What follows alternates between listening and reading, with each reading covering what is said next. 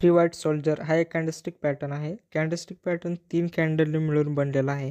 या पॅटर्नला triple candlestick पॅटर्नसुद्धा म्हणतात. पहिली कॅन्डल ही हिरवी असते, म्हणजेच त्यामुळे बुलिश मूवमेंट तयार होते. नंतर दुसरी कॅन्डल ही ओपन होताना पहिल्या कॅन्डलच्या अर्ध्या भागातून वरती ओपन होते. त्यामध्ये दुसऱ्या कॅन्डलची क्लोजिंग प्राईस ही पहिल्या कॅन्डलच्या हाय प्राईसपेक्षा जास्त असली पाहिजे.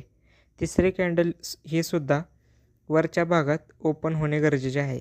तिच्या क्लोजिंग प्राईस ही दुसऱ्या कॅन्डलच्या हायपेक्षा अधिक असली पाहिजे. महत्त्वाचे म्हणजे या पॅटर्नमध्ये व्हॉल्यूम खूप महत्त्वाचा आहे.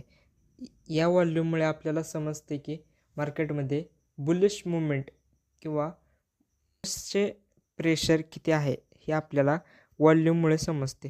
तर हे व्हॉल्यूम कसा ओळखायचा, तर या पॅटर्नमध्ये